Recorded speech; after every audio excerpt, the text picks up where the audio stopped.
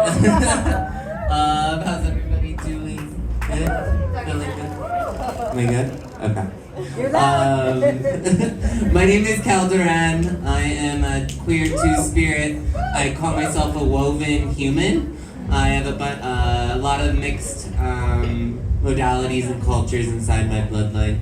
I'm really blessed to be with my flute teacher, my elder, John Romero. I believe our elders are really important to all of us. They hold the wisdom. So I'm really proud to have John on my team and by my side. I am going to be doing a story my grandmother taught me about the creation of the world. I believe right now that the earth needs our offerings now more than ever.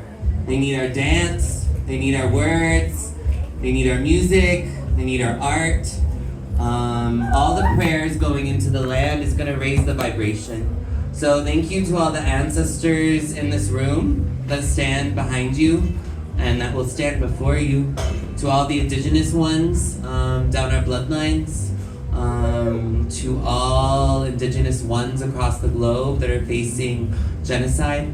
May we remember them. May we hold them in our hearts forever. So this is a prayer and a story. Stories are prayers. You know, you think about how our ancestors communicated, and it was through the stories. Stories would travel through countries all over the world. So this is a story about our grandmother spider.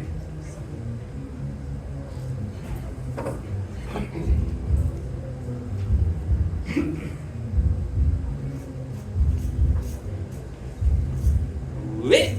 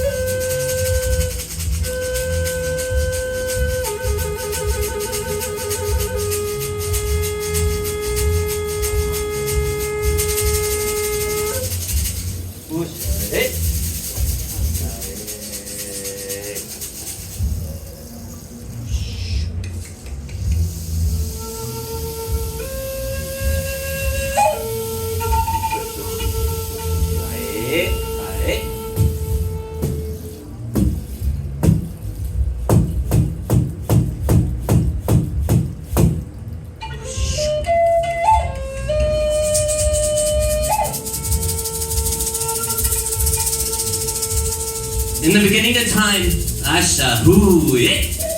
when the world was dark and the animals and earth people were calling out for light, bumping into each other. And it was said on the other side of the world, on the other side of the globe, that there was a sun, a giant sun, hanging from the tallest tree in the world.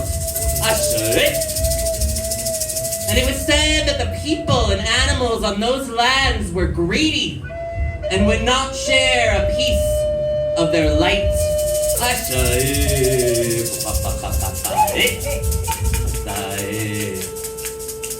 And so the other animals and earth people in the darkness got together and hatched up a scheme to steal a piece of the sun. And all the animals gathered in a circle, as the circle was the middle of everything.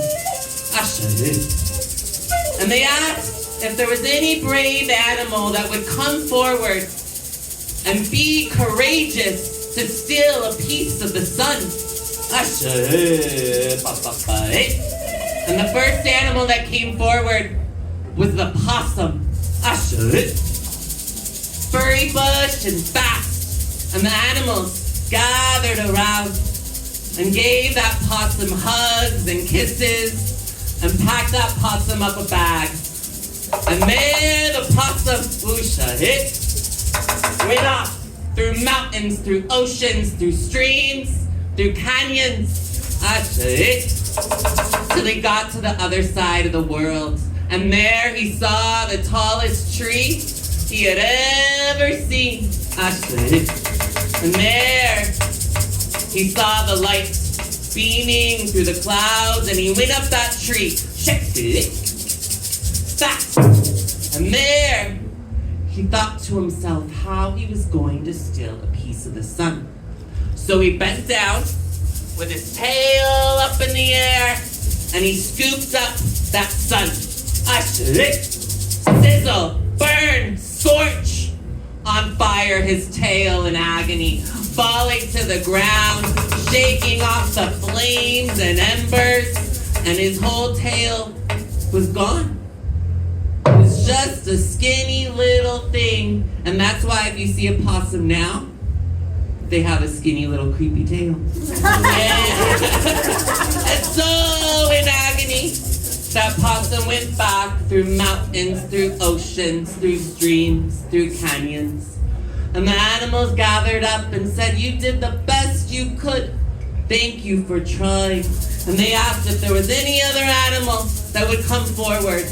And there, with big wings, came the buzzard. Flighty and big, and all the animals packed that buzzard up a bag. Gave him kisses and hugs and love. And the buzzard flew through mountains, through oceans, through streams, through canyons, till it got to the other side of the world and saw the tallest tree it had ever seen. And there it flew through the branches, and it thought to itself how it was going to steal a piece of the sun. So it bent down, put up its neck, and scooped up the sun on top of its head. Sizzle, burn, scorch, flames on fire. The buzzard flew to the ground, his head on fire. And that's why if you see a buzzard now, they're bald. And there the buzzard flew through mountains, through oceans, through streams, through canyons, through forests. His head all scorched and scabby. And there the animals gathered up and said, "You did the best you could." Oosha, hey. So they all thought, who were they gonna ask? And so, suddenly, in the darkness of the darkness of the darkness, something came. Asha, hey. In the corners of the dark, someone came with 8 legs grabbing the ground. She had been here before the sun was even born. She was from the ground, from the prayers, from the cosmos. Her name was great-grandmother Spider. Isha, and there she said, "I will give it a try." And she grabbed the earth, spinning and spinning and spinning and moving, grabbing the ground and forming and creating a giant clay pot.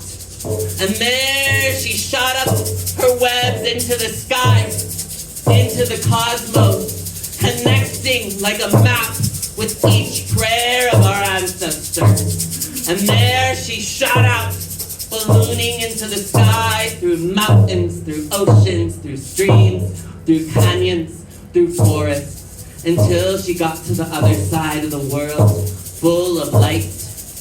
And there, as she approached the ground, she gave her prayers, all of her legs, her energy, thanking the roots of the ground, thanking the roots of the tree for harboring and carrying such a great, magnificent ball of a light.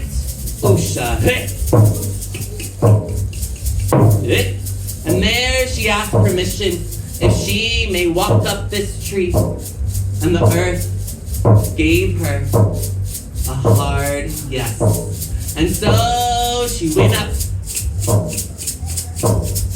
loving every branch, every piece of bark. And she got to the tallest branch, and she saw the fire, grandfather fire, She knew him when the world was created. And she asked him, Grandfather Fire, the sun, I have a people to save. I have a people in the darkness. I have a people to teach. May I borrow a piece of your light to share with the rest of the world? Ishahu. And in a deep bellow of an ancient voice, Ashwahu, that she knew before, the sun said, for you, my lady, you may have anything you want.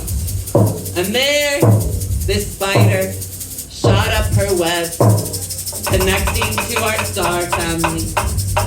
And there with her web, she takes a piece of the sun, as if you just bit a bite out of a chocolate chip cookie. And she puts that light in her pot, and she spins up into the sky, and she was off through mountains, through streams, through oceans, through fires, through forests. And what a sight to see this white spider ballooning in the sky, carrying a giant orb of a sun in a giant clay pot. And as she approaches the darkness of her world and her people, she tells them, I have a message before you get this light. That we do not steal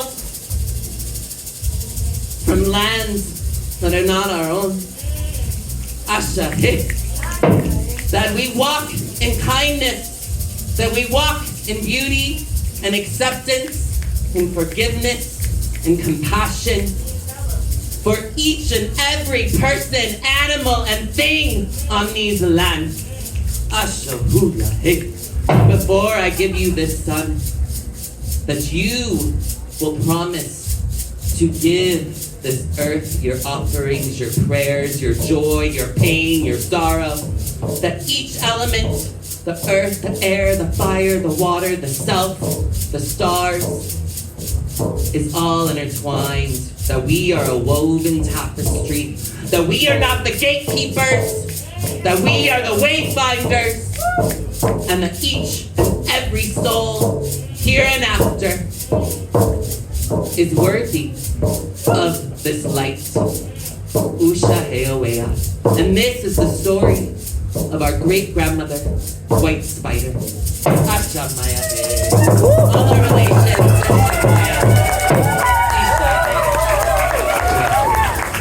Thank you so much. Thank you to my dear sibling, Melissa Ivey, for Bodies of Culture and all the board that do the hard work for creating this a safe space. And for every artist in this room and every person seeing this, I hope you know you're shining and you're a ray of light. And just remember, you know, when we're feeling heavy, that the earth, the ground, walk on it bare feet. Sing a song, rattle, that these tools our ancestors gave us are universal. And so, thank you. And thank you, John.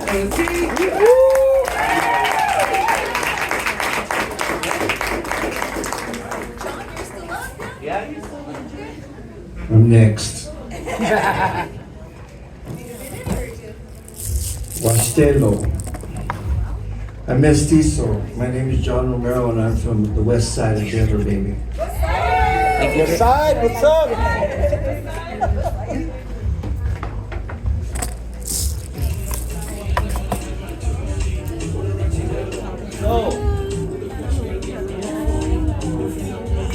I'm going to do a song for you tonight.